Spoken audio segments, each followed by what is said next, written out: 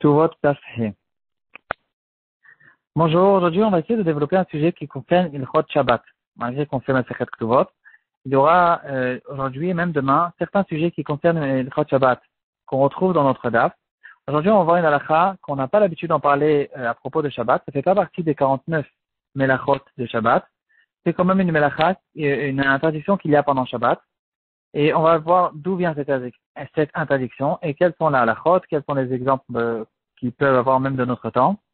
On parle de la halakha de Mimto Cheftecha, c'est-à-dire les préoccupations qu'on a pendant Shabbat sont censées être des autres préoccupations que les jours de Chol. On aura des autres occupations, des occupations plus spirituelles, moins matérielles.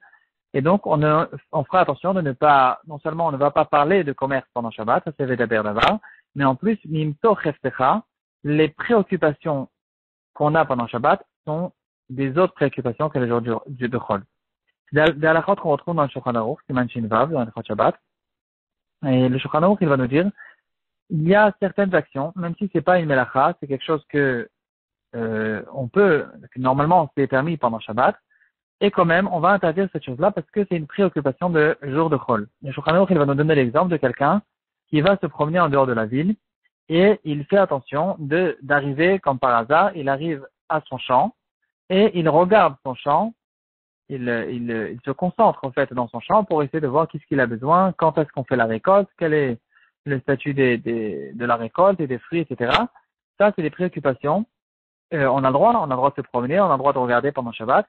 Par contre, puisqu'il le fait avec une intention de commerce, une intention de chose de melachot de chol, alors c'est quelque chose qui sera interdit aussi pendant Shabbat. D'où on apprend cette interdiction. C'est un passage qui a été écrit dans le Navi. Certains le disent dans le Kiddush du Shabbat matin. Im tashiv mi Shabbat raglecha, asot chafatzecha beyom kochi.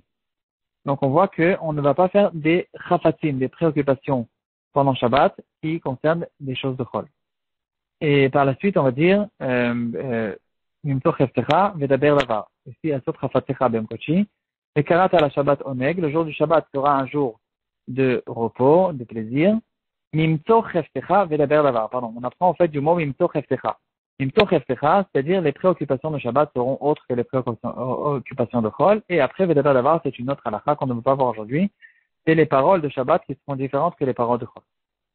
Et le Pri Megadim, il va nous faire la remarque que malgré que cette mitzvah, c'est une mitzvah qui s'appelle Midivrei Kabbalah, c'est-à-dire c'est pas de Horaïta pour de vrai, c'est pas non plus un des Rabbanan, c'est une mitzvah qui est Midivrei Kabbalah, c'est entre les deux.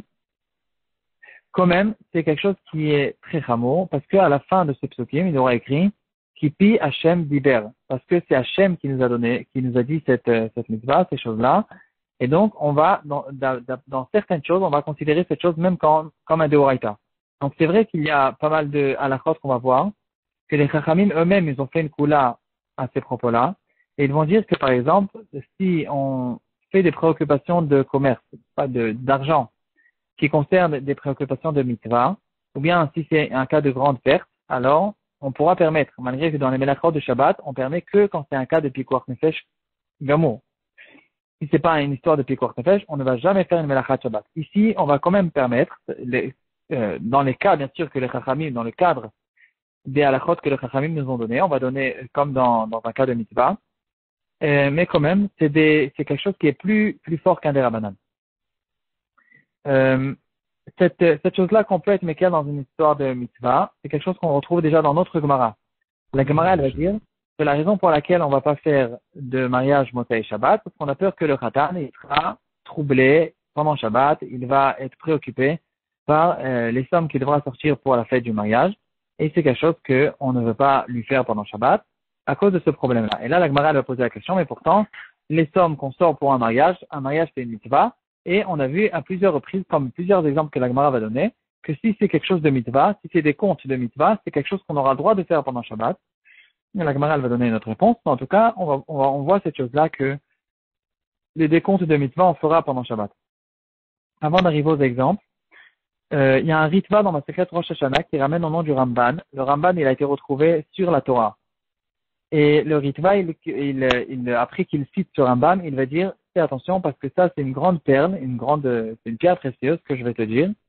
Et il explique que à plusieurs reprises dans le chat, on voit le terme Shvut Terabanan. C'est que les Chachamim nous ont dit de se reposer pendant Shabbat, et en général, toutes les interdictions de Shabbat qui sont Miterabanan, on les appelle Shvut. Et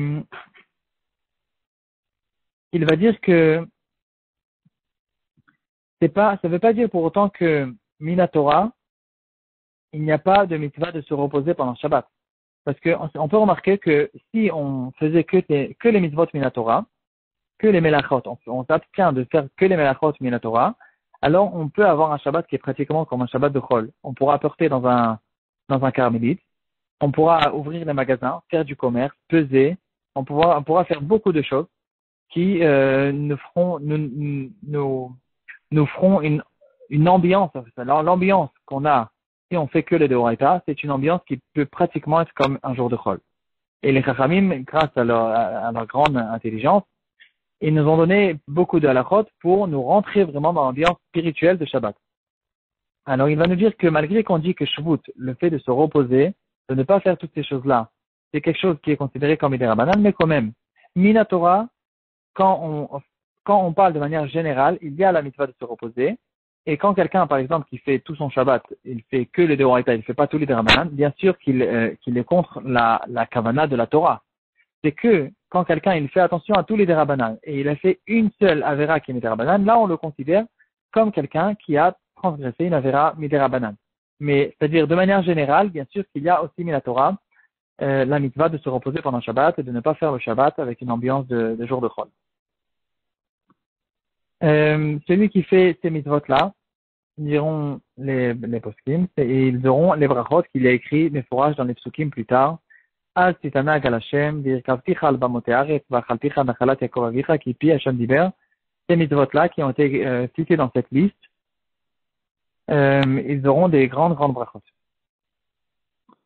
On revient maintenant au halachot. Le Shulchan Aruch, il va nous dire que même dans un cas où il ne sort pas un mot, il y aura l'interdiction aussi de parler des choses de Chol pendant Shabbat, mais même dans un cas où il ne sort pas un mot, par exemple, comme on a vu, il se promène dans son champ pour voir qu'est-ce que le champ a besoin, c'est quelque chose qui est interdit. Et là, il y aura quand même une halakha qui dira que c'est que dans un cas où c'est clair de ses actions qu'il est en train de regarder, il se dirige directement vers son champ, il est en train de regarder à droite et à gauche, et quand quelqu'un d'autre le voit, il comprend tout de suite que c'est pas une simple promenade, c'est beaucoup plus que ça, il est intéressé de regarder ce que le champ a besoin, etc. C'est dans ce cas-là qu'on va interdire. Mais dans un cas où quelqu'un il se promène, et on ne remarque pas de ses actions qu'il est en train de regarder son champ, dans ce cas-là, d'après la halakha, ce sera permis. Une halakha qui peut nous concerner à nous, quelqu'un qui est en train de faire une construction, sa maison elle est en train d'être construite, ou bien dans sa maison, il fait une construction, on n'a pas le droit d'aller visiter cette maison pendant Shabbat, dans un cas où on voit bien, on remarque de son attitude qu'il est en train de vérifier cette maison pour voir qu'est-ce qui manque, où ça avance, et dans combien de temps il va finir, qu'est-ce qu'il faut faire, etc. Et pour la même raison, c'est des préoccupations de jour de Chol, on ne va pas le faire pendant Shabbat. Ou bien plus que ça. Je suis invité chez quelqu'un, et cette personne-là, il a une belle armoire. Il a un lit superposé, il a une machine ou quelque chose, que moi, je suis justement en train je suis intéressé d'acheter, j'ai besoin de la même chose, et je suis en train de vérifier qu'est-ce qui est bien, quelle marque elle est bien, etc. Je n'ai pas le droit de regarder minutieusement, de regarder de manière concentrée cette armoire ou cette chose-là que je suis intéressé d'acheter, parce que, pour la même raison, c'est une préoccupation de jour de Chol. Par contre, si je regarde comme ça, de manière, comme si c'était par hasard que je suis en train de regarder, ça c'est quelque chose qu'on ne peut pas interdire. Pour la même raison, on ne va pas permettre à quelqu'un de s'arrêter devant une vitrine d'un magasin et de regarder. D'abord, de lire les prix, c'est quelque chose qui est de toute façon interdit, même sans lire les prix. Quelqu'un qui va se concentrer sur une vitrine, c'est quelque chose qu'on ne permet pas. S'il le fait qu'en se promenant, il regarde un petit peu parce que ça lui fait plaisir de regarder la marchandise, dans ce cas-là, on va permettre. Un autre exemple qui sort de cette halakha, c'est quelqu'un qui a un livre et il est en train d'éditer un livre et il peut avoir des erreurs. Il ne va pas vérifier ce livre des erreurs parce qu'il est proche aussi de la melacha. Il aura une tendance d'essayer de corriger, de se rappeler, de faire des simanim où se trouvent les erreurs. Et c'est quelque chose qu'il faut faire attention à ça. C'est la raison pour laquelle le Staipeler, le Keilot Yaakov, on raconte qu'il faisait attention de ne pas utiliser dans ses propres livres pendant Shabbat, parce qu'il avait peur que, puisque c'est son livre, il avait peur qu'il trouve quelque chose qui ne va pas lui plaire, ou une erreur, ou quelque chose comme ça, et il aura une tendance de vouloir corriger pour se rappeler, en fait, de réfléchir, de penser à cette erreur et de penser qu'il devra vérifier cette erreur pendant Shabbat, après Shabbat. De là, on en arrive à la halakha qu'on a vu dans notre Gemara, que si c'est des comptes de mitzvah, c'est quelque chose qui sera permis. Par exemple, de faire toutes sortes de décomptes des frais de la choule, ou d'une yeshiva, ou bien des frais d'un mariage, comme on a vu dans notre Gemara, ou bien de parler avec un marchand de tefillin. J'ai mon fils qui fait sa bar mitzvah.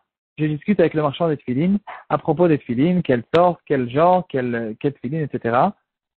Bien sûr, sans dire le chiffre, sans dire sans donner la somme des tefillin que je suis censé acheter, mais quand même de m'intéresser sur les tefillin malgré que je vais les acheter après Shabbat, puisque c'est pour une mitzvah, c'est quelque chose qu'on va permettre. Si on a déjà ramené le Keilot Yaakov, on va ramener une autre histoire à propos du Stapler.